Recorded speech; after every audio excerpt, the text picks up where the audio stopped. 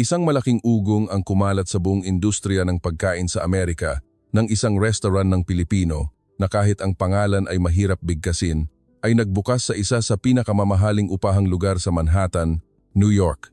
Ang restaurant na may pangalang Pilipino ay nagdulot ng maraming katanungan.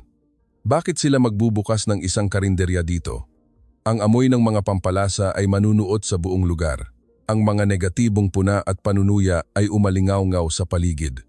Ngunit sa paglipas ng panahon, tuwing alas 7 ng umaga, mga Amerikano at Europeo ay pumipila ng hanggang 3 oras para lamang matikman ang pagkaing iyon. Paano nagawa ng Pilipinas na lumikha ng isang kahanga-hangang penomenon sa puso ng New York City, ang kabisera ng pinakadakilang bansa sa mundo? Ang isang kamangha-manghang kwento ay magsisimula na. Maniniwala ka ba na ang isang karinderya mula sa Pilipinas ay maaaring magbukas sa pinakamahal na upahang lugar sa Manhattan? Hindi sa isang pangalang Ingles, kundi sa purong Pilipino. Ako si Mark Manner. Nagpatakbo ako ng isang American diner na tinatawag na Jack's Table sa loob ng 25 taon sa Lower East Side ng Manhattan, 2 bloke lamang mula sa Allen Street. Dalubhasa ako sa tunay na pagkaing Amerikano tulad ng steak, hamburger at French fries. Ngunit noong Abril 2024, nagsimulang magbago ang lahat ng mabalitaan kong may magbubukas ng restaurant sa 205 Allen Street at ang pinakamahalaga, ito ay pag-aari ng isang Pilipino. Sa una, hindi ko ito gaanong pinansin. Sa lugar na ito, hindi nakatakataka na magkaroon ng mga restaurant ng Tsino o Hapon. Ngunit nang makita ko ang karatula ng restaurant, nanindig ang aking mga balahibo, nakasulat sa Tagalog, Karinderya ni Nanay Luz. Walang kahit isang salitang Ingles. Sa pinto, nakasulat ang hilahin sa halip na pool. Ano ito? Kinuyom ko ang aking mga kamao at sumigaw doon mismo. Ilang Amerikano ba ang nakakaalam kung nasaan ang Pilipinas? Marahil ay isa lamang itong maliit na bansa na marami pa ring napagkakamalang bahagi ng ibang lugar, hindi ba? At sino ang kakain ng pagkain mula sa ganoong bansa? Pagkain na marahil ay puro maanghang at mamantika lamang. Nabuhay ako sa Amerika sa loob ng 58 taon na may pagmamalaki na ito ang pinakadakilang bansa sa mundo. Kinikilala ko ang karangyaan ng pagkaing Pranses o Italiano, ngunit pagkaing Pilipino, at nagbukas pa sa gitna ng Manhattan, ito ay isang malinaw na insulto sa kulturang Amerikano. Sa pulong ng Asosasyon ng mga Mangangalakal noong Lunes ng gabi, hindi ko na napigilan ang sarili at tumayo para magsalita. Mga Ginoo, makatwiran ba na payagan natin ang isang restaurant mula sa isang third world country na kahit ang pangalan ay hindi natin mabasa, na magbukas sa puso ng Manhattan, ang sentro ng ating dakilang Amerika? Nanginginig ang aking boses.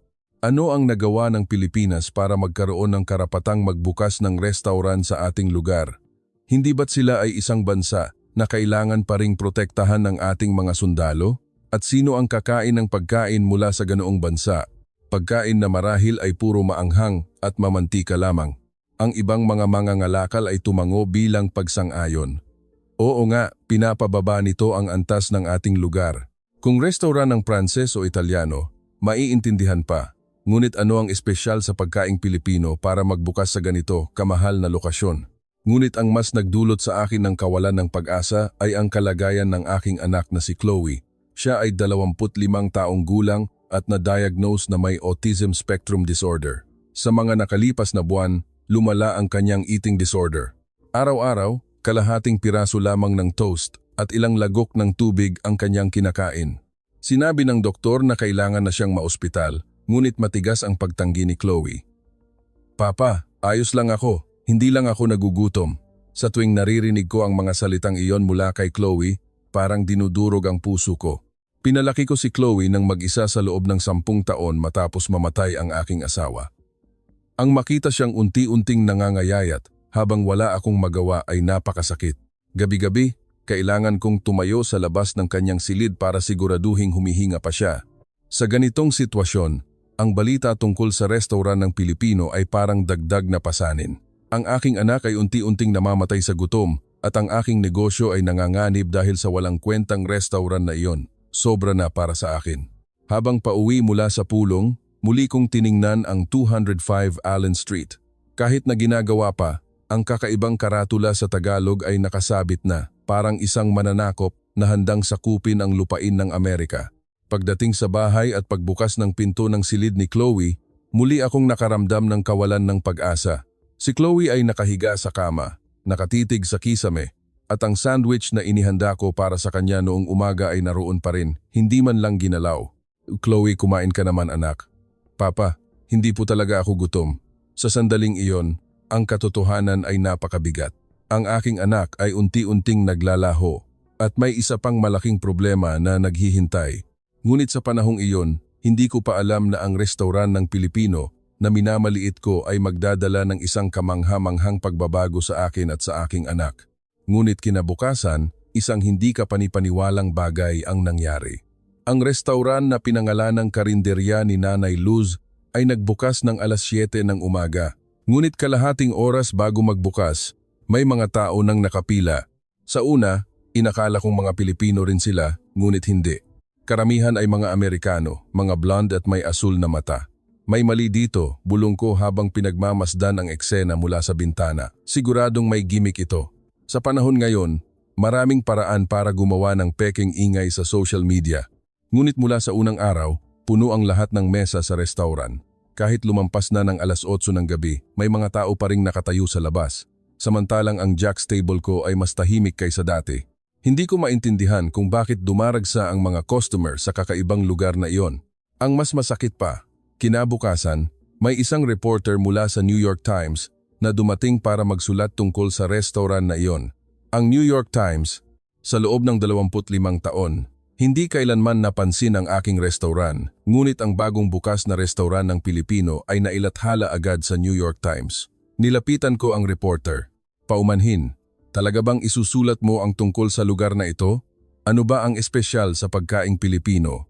Tiningnan ako ng reporter nang may kakaibang ekspresyon at sumagot, kayo po pala ang may-ari ng diner dito. Ang konsepto ng pagdadala ng isang tunay na karinderya mula sa Pilipinas dito sa Manhattan ay napaka-interesante, hindi ba? At lahat ng nasa menu ay nasa Tagalog at mayroon pa silang 10 uri ng ulam na mapagpipilian. 10 ulam? Tanong ko nang hindi makapaniwala. At gaano kamahal ang pagkain? $32 po. Sa tingin ko, napakamakatwiran na. $32? Ang hamburger set ko ay dalyon 18, ngunit dalyon 22 ay makatwiran, at para pa sa pagkaing Pilipino na hindi ko pa naririnig. Nang gabing iyon, nagpasya akong patunayan ito sa aking sarili. Sinabi ko kay Chloe na lalabas lang ako saglit at naglakad papunta sa harap ng restaurant. Mayroon nang mahigit 20 katao sa pila, mga batang magkasintahan, mga may edad na mag-asawa, at kahit mga empleyado ng opisina na nakasuot ng suit mula sa Wall Street. Narinig ko ang isang babae sa edad na 20 na nakikipag-usap sa kanyang kaibigan sa harap ko. Nakita ko sa Instagram, sobrang ganda raw dito. Hindi ako makapaniwala na lahat ng ulam na ito ay para sa atin.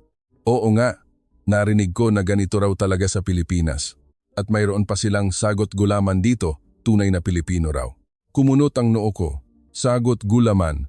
Ano ang espesyal sa isang palamig sa isang restaurant? Nag-antay ako ng isang buong oras bago makapasok at ang nakita ko sa loob ay ikinagulat ko.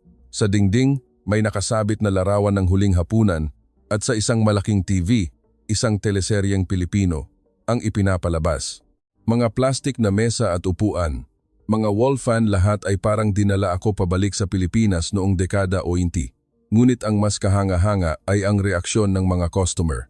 Nang umupo ang isang pamilyang dayuhan, dinalhan sila ng isang waiter ng kanin na may sinigang at adobong manok, kasama ang maliliit na platito ng atsara at sariwang gulay. Isang bata ang nagtanong sa kanyang ina, "Mami, para sa atin po ba lahat ito?" Ngumiti ang ina at sumagot, "Oo, anak, lahat ito ay para sa atin." Sa Pilipinas, ang kultura nila ay kumain ng kanin na may maraming ulam. Wow, parang treasure hunt, bulong ko sa sarili. Treasure hunt? Mga ulam lang naman iyon. Ngunit nang dalhin ang kare-kare, nagsimulang magbago ang isip ko. Ang amoy nito ay kakaiba, mabango at matamis, ngunit may bahagyang anghang at mukhang napakasarap.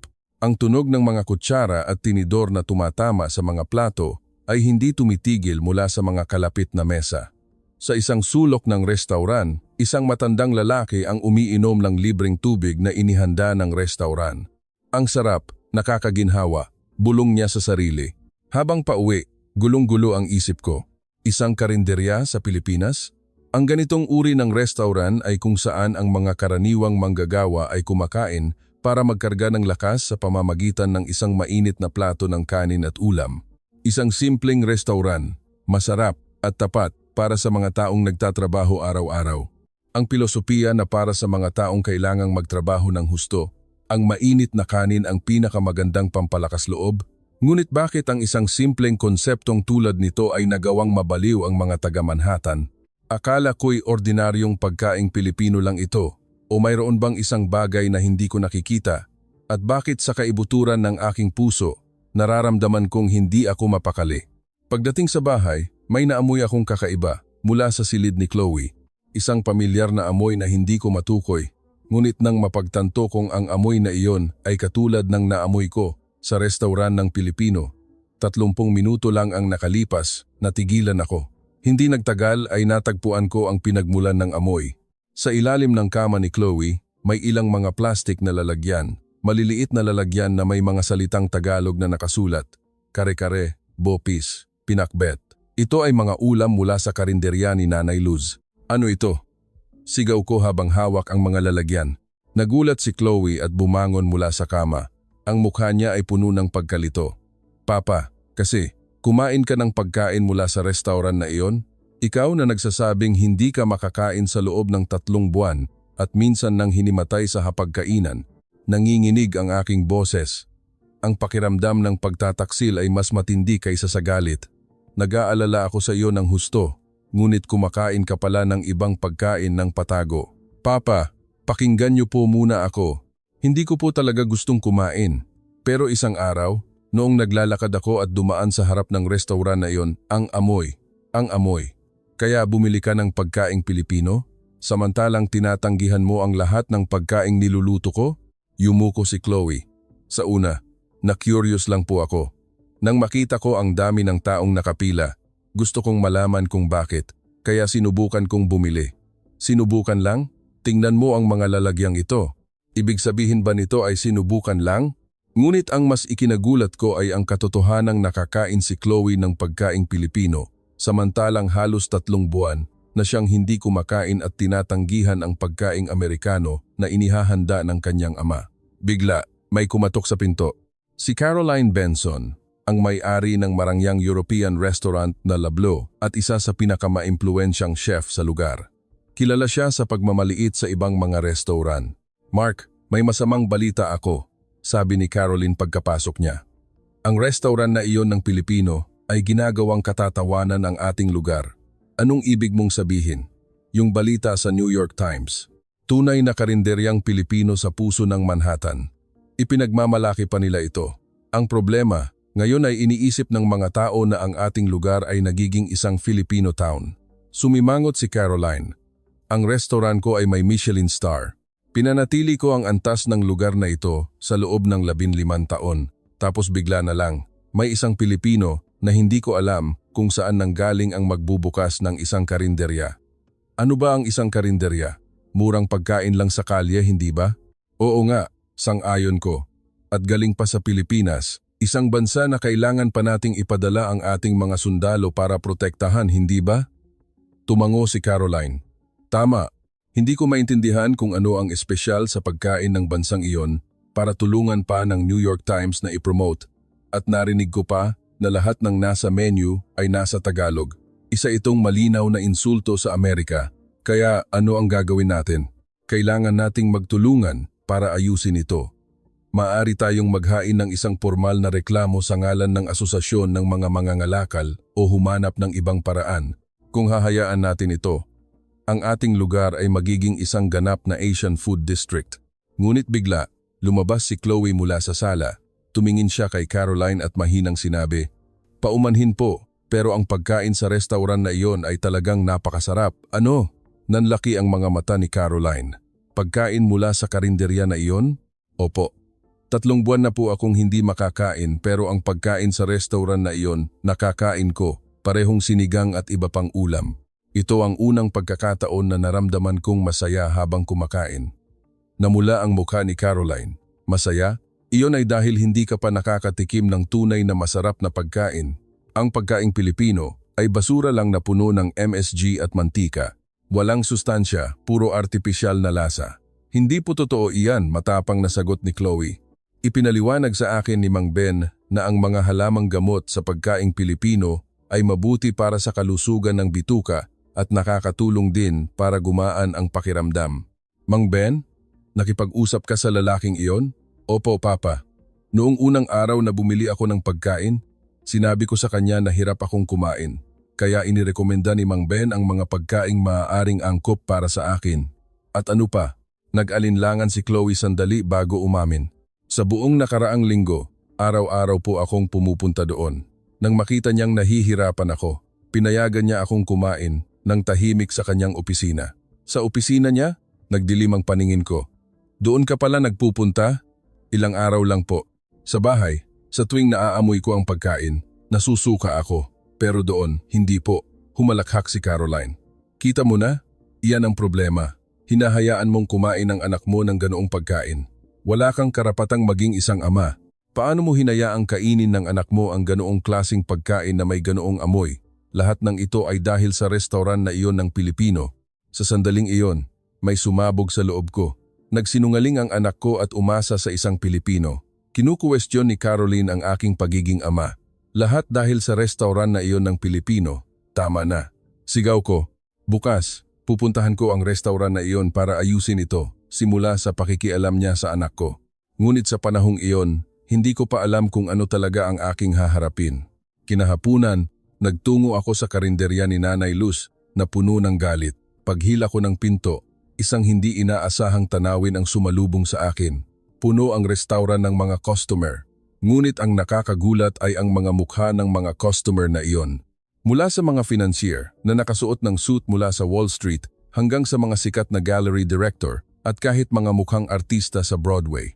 Ang mga pinakamaimpluwensyang tao sa lugar ay nakaupo, gamit ang kanilang mga kutsara at tinidor para kainin ang pagkaing Pilipino ng may kasiyahan. Sa isang mesa, isang puting lalaki sa kalagitnaan ng edad ang sumusubo ng kare-kare at sinasabi sa kanyang kasama, ang mga pampalasa sa pagkaing ito ay kamangha-mangha. Hindi pa ako nakakatikim ng pagkaing ganito kasustansya. Isang babae sa kabilang mesa ang nagsalita habang kumakain ng pinakbet. Ang tekstura nito ay napakasarap. Isang bagong karanasan. Ito pala ang tunay na pagkaing Pilipino. Habang nakatayo akong tulala, isang lalaki ang lumapit sa akin. Isang lalaking Asyano na nasa mga unang bahagi ng kanyang 40s. Magandang araw po. Ako po si Ben. Ako ang may-ari ng restaurant na ito. Kayo po ba ang ama ni Chloe? Oo, sagot ko ng may pag-iingat. Ngumiti si Mang Ben ng malumanay. Madalas po kayong ikuwento sa akin ni Chloe. Sabi niya, 25 taon na ninyong pinapatakbo ang Jack's Table at napakaseryoso ninyo sa pagluluto. At anong ngayon? Alam mo siguro kung bakit ako narito. Opo, naiintindihan ko po. Tumango si Mang Ben. Siguradong nag-aalala kayo kay Chloe. Humihingi po ako ng paumanhin kung nakialam ako. Nakialam? 3 buwan nang hindi makakain ng anak ko. Anong karapatan mong pakainin siya? At pinagamit mo pa ang opisina mo. Nagsimulang tumingin sa amin ang ibang mga customer. Mahinang sinabi ni Mang Ben, paumanhin po. Maari po ba tayong mag-usap sa isang mas tahimik na lugar? Hindi, dito tayo mag-uusap, sigaw ko. Para malaman ng lahat kung ano ang ginawa mo sa anak ko. Tumayo si Mang Ben ng tahimik sandali at nagsalita. Kung ganoon, magpapaliwanag po ako. Noong unang dumating dito si Chloe, mukha siyang napakahina kaya naawa ako. Nang tanungin ko kung bakit hindi siya makakain, sinabi niyang napakasensitibo niya sa tekstura at amoy ng pagkain kaya naging isang pagdurusa ang pagkain para sa kanya. At anong ngayon? Sa Pilipinas po, naniniwala kami sa lakas na dulot ng pagkain.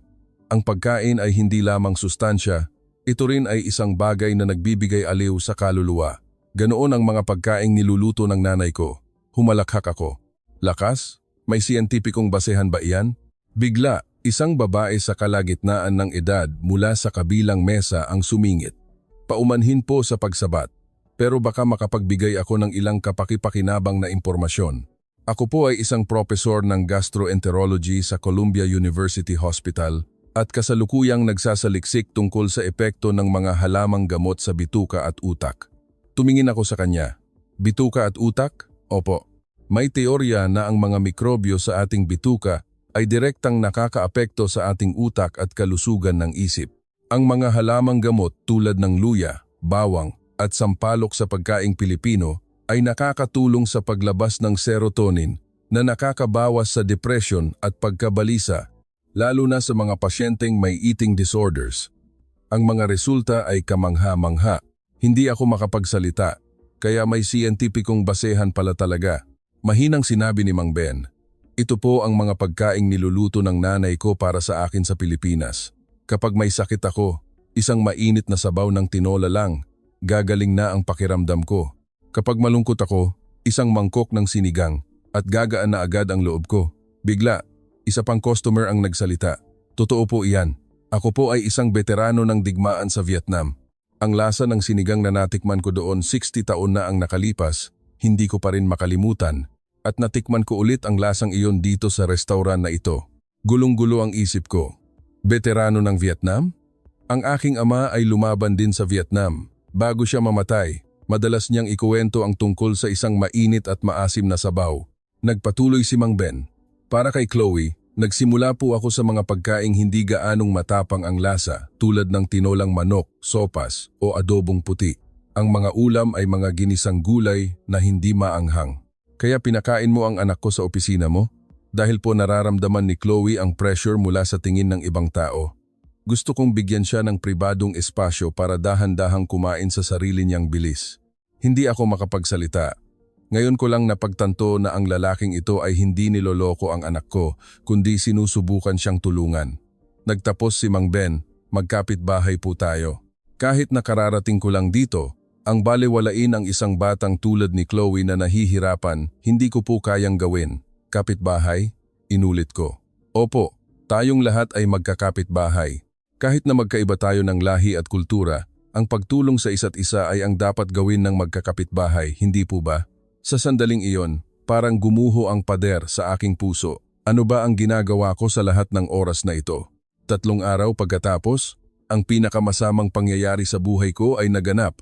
7:00 ng gabi, nagliligpit ako sa Jack's table. Bigla, may umapoy sa electrical panel at mabilis itong kumalat. Ang sanhi ay mga lumang kable sa gusali. Sunog. Agad akong tumakbo palabas at tumawag sa 911. Ngunit dahil sa matinding trapiko sa Manhattan, hindi ko alam kung kailan darating ang mga bumbero. Mabilis na kumalat ang apoy. Ang restaurant na naging buhay ko sa loob ng 25 taon ay unti-unting nasusunog sa harap ng aking mga mata. Ngunit ang unang taong tumakbo para tumulong ay si Mang Ben na may dalang fire extinguisher. Mark, ayos ka lang ba? Paano ka nakarating dito? Naamoy ko po ang usok kaya tumakbo agad ako. Pagkatapos, sumunod ang mga empleyado ng karinderya ni Nanay Luz, dala-dala ang kanilang mga fire extinguisher. Mga kusinero, waiter lahat sila ay tahimik na tumutulong sa pag-apula ng apoy. Bakit niyo ako tinutulungan? Tanong ko. Magkapitbahay po tayo, hindi ba? Sagot ni Mang Ben habang ginagamit ang fire extinguisher. Ngunit ang nakakagulat ay ang reaksyon ng ibang mga restaurant. Si Caroline mula sa Lableo sa tabi ay nakatayo lamang at nanonood mula sa bintana. Nang magtama ang aming mga mata, tinalikuran niya lang ako. Ganoon din ang mga tao sa asosasyon ng mga mangangalakal na kilala ko sa loob ng 20 taon. Lahat sila ay dumaan na parang walang pakialam. Si Mang Ben at ang kanyang mga empleyado lamang ang nagsapanganib para tulungan ang aking restaurant. Ingat po, delikado diyan sa kable, itinulak ako ng kanyang kusinero. Malapit na po itong maapula, sagot ng isang waiter. Nang dumating ang mga bumbero, halos naapula na ang apoy. Ang kusina lamang ang nasira ngunit naiwasan ang mas malaking pinsala. Sinabi ng isang bumbero, napakaswerte ninyo at may mabilis na tumulong sa inyo. Itinuro ko si Mang Ben. Ang mga taong ito po, ang aking mga kapitbahay. Bigla, lumapit si Caroline. Mark, buti na lang at hindi ka gaanong nasaktan. Pero samantalahin mo na ang pagkakataong ito para kunin ang insurance at lumipat sa ibang lugar. Nagbago na ang kapaligiran sa lugar na ito. Nagbago ang kapaligiran? Dahil sa restaurant na iyon ng Pilipino, dumami ang mga kakaibang tao. Hindi ito maganda para sa mga dekalidad na restaurant tulad natin. Hindi ako makapaniwala sa aking naririnig. Ang taong nakatayo lang habang nasusunog ang restaurant ko ay nagsasabi ng ganito. Mahinang sinabi ni Mang Ben, sa tingin ko po, hindi ito ang tamang oras para pag-usapan ang mga bagay na ito. Wala kang pakialam dito, mataray na sagot ni Caroline. Kami ni Mark ay magkakilala na sa loob ng 20 taon. 20 taon? Hinarap ko si Caroline. At noong nasusunog ang restaurant ko, ano ang ginawa mo? Delikado, kaya hindi ako makalabas. At si Mang Ben? Hindi ba siya natakot sa panganib? Ang mga taong ito ay hindi man lang inisip ang kanilang kaligtasan pero tumulong pa rin sa restaurant ko. Namutla ang mukha ni Caroline. Ilang Pilipino lang iyan, ano ang magagawa nila? Sumigaw ako. Si Mang Ben, na ilang buwan ko palang nakikilala, ay isinapanganib ang kanyang buhay para tulungan ako. Ngunit ikaw, nakapitbahay ko sa loob ng 20 taon, ay nakatayo lang at nanood. Sinabi ni Mang Ben, ang kapitbahay ay ang mga taong malapit sa iyo. Ang pagkakaiba ng lahi ay hindi nangangahulugang hindi tayo maaaring maging magkapitbahay. Ang aking mga pagkiling ay ganap na gumuho. Ngayon, alam ko na kung sino ang tunay na kapitbahay. Isang linggo pagkatapos ng sunog, isang kamangha-manghang pagbabago ang nangyari. Ang kalusugan ni Chloe ay bumuti ng husto. Nagsimula na siyang kumain ng iba't ibang pagkain, sinigang, adobo, pinakbet, tinola at marami pang ibang ulam. Ang dami ng kanyang kinakain ay unti-unting dumarami. Ang matamis niyang ngiti na nawala sa loob ng 3 buwan ay bumalik na. Papa, sabi po ni Mang Ben, ang mga halamang gamot sa pagkaing Pilipino ay nakakatulong sa paggana ng bituka at utak kaya mabilis gumaling ang katawan. At ang tinola po ay may maraming sustansyang mabuti sa katawan. Masaya akong makita si Chloe na masigla muli. Nang gabing iyon, inanyayahan kami ni Mang Ben na kumain ng sinigang. Nang ihain ng sinigang, sa unang higop ko ng mainit at maasim na sabaw, parang bumalik ako sa alaala ng aking ama 60 taon na ang nakalipas. Mark anak, ito ang lasa na hinahanap ni Papa. Parang narinig ko ang boses ng aking ama. Ang aking ama ay isang veterano ng digmaan sa Vietnam. Bago siya mamatay, madalas niyang ikuwento ang isang bagay. Sabi niya, hindi niya malilimutan ang lasa ng isang mainit na sabaw na natikman niya sa larangan ng digmaan.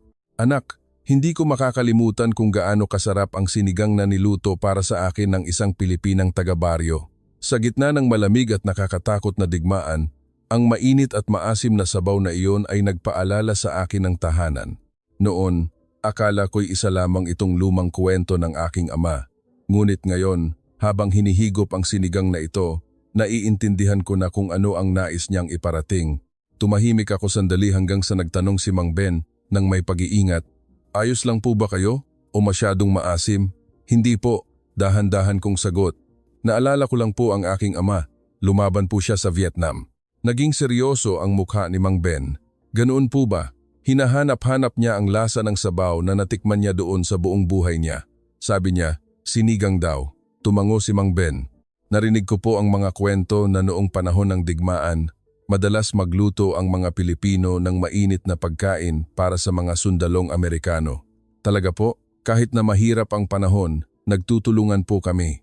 Ang pagkain ay hindi lamang para mabusog, ito rin ay isang paraan para magbahagi ng kabutihan sa isa't isa. Sa sandaling iyon, parang may nag-ugnay sa aking isipan.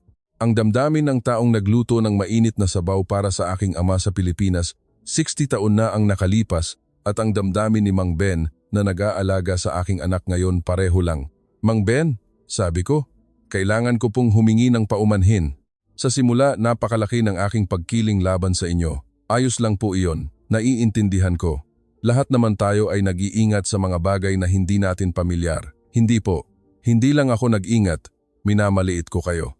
Minamaliit ko ang Pilipinas, ang pagkaing Pilipino, at ang mga Pilipino. Tahimik na nakinig si Mang Ben.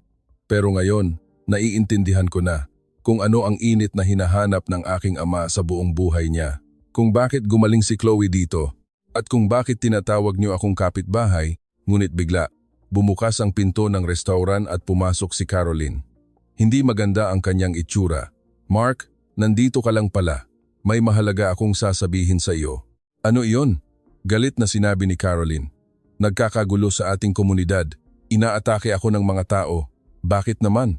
Nagbigay lang ako ng tapat na opinyon tungkol sa restaurant na ito, pero tinawag nila akong racist. Nakakabaliw.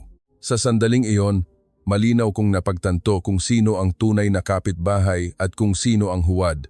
2 linggo pagkatapos, isang kamangha-manghang bagay ang nangyari. Nagpasya kami ni Mang Ben na subukan ang isang bagong bagay. Ang pagsamahin ang pamamahala ng Jack's Table at karinderya ni Nanay Luz.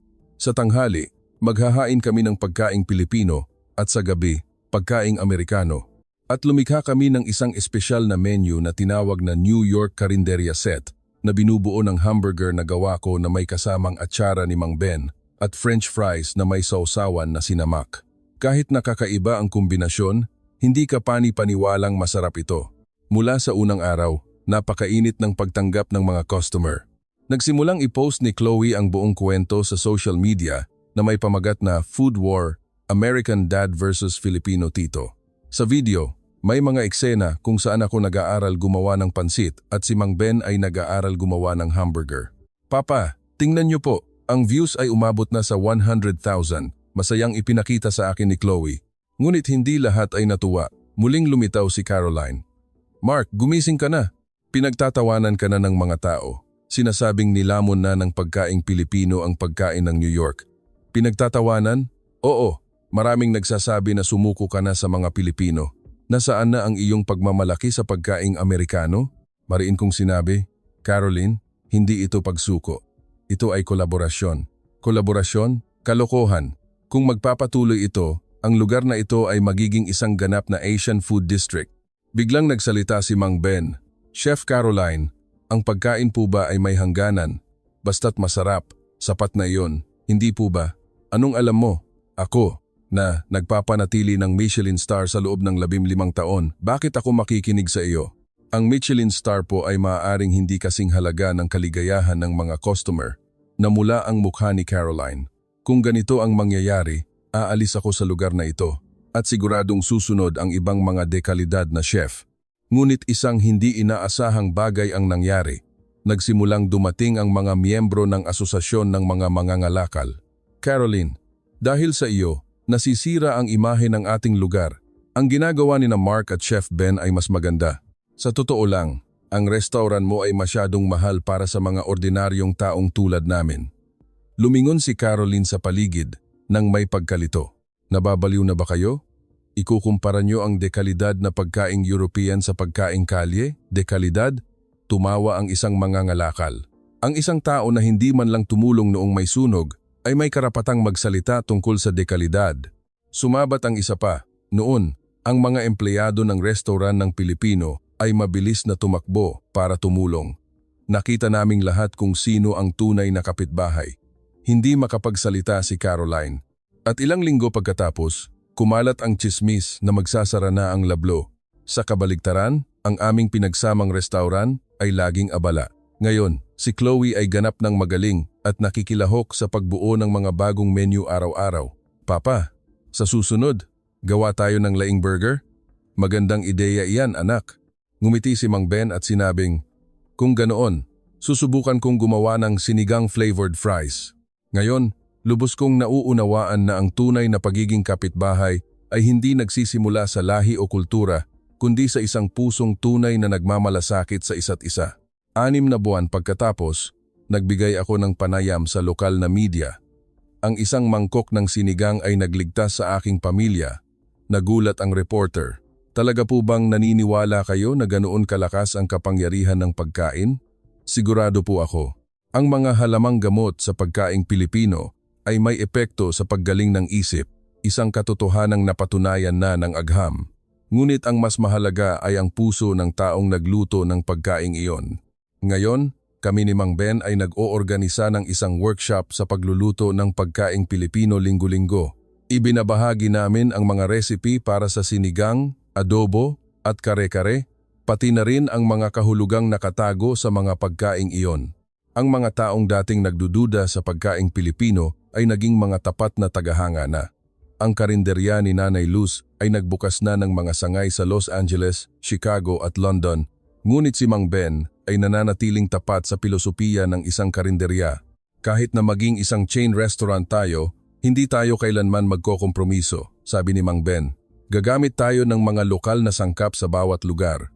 Ngunit ang pagiging Pilipino at ang ating puso ay mananatili. Si Chloe ay ibang tao na ngayon. Gumigising siya ng maaga para mag-isip ng mga bagong fusion menu araw-araw at sa gabi, nagpo-post siya ng mga video ng pagluluto sa social media. Ngayon, mayroon na siyang mahigit 500,000 followers. Papa, sa susunod, gawa tayo ng sisig mac and cheese, isang pagsasanib ng pagkaing Amerikano at Pilipino. Magandang ideya iyan, anak. Napakagaling mo talaga. Dahil po sa inyo, Papa. Dahil tinalikuran ninyo ang inyong mga pagkiling at binuksan ang inyong isipan, natagpuan ko ang isang bagong mundo.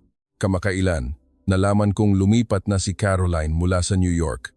Sa kabaligtaran, ang aming kalye ay puno na ngayon ng mga restoran mula sa iba't ibang bansa na maganda ang pagtutulungan. Noong nakaraang linggo, may isang nakakaantig na pangyayari, isang 90 taong gulang na veterano ng Vietnam na naka-wheelchair ang dumating sa aming restaurant. Gusto kong matikmang muli ang lasang iyon pagkatapos ng 6 na taong paghihintay, sabi ng matanda na may nanginginig na boses. Si Mang Ben mismo ang nagluto ng sinigang para sa kanya. Nang unang sumubo ang matanda, tumulo ang kanyang mga luha. Oo, ito na nga ang lasa. Ang mainit na lasa na inihain sa akin ng isang Pilipina sa gitna ng malamig at nakakatakot na digmaan. Ang eksenang iyon ay nagpaluha rin sa akin. Muli kong napagtanto na ang pagkain ay hindi lamang para mabusog, ito rin ay isang bagay na nag-uugnay sa mga alaala, damdamin at mga tao. Ngayon, tuwing umaga sa aking paggising, nagpapasalamat ako. Salamat sa isang mahalagang pagkakaibigan na muntik nang mawala dahil sa pagkiling. Salamat sa paggaling ng aking anak. At salamat sa lahat ng bagay na nagpatanto sa akin ng tunay na kahulugan ng salitang kapitbahay. Tulad ng laging sinasabi ni Mang Ben, ang pagkain ay ang wika ng pag-ibig. At sa pag-ibig na iyon, walang mga hangganan o pagkiling. Tulad ng isang himala na pinatunayan ng isang mangkok ng sinigang. Ngayon, saan man sa mundo, marahil ay may isang taong inaaliw ng isang mainit na plato ng pagkain. At naniniwala ako na iyon ang magandang mundo na sama-sama nating nililikha.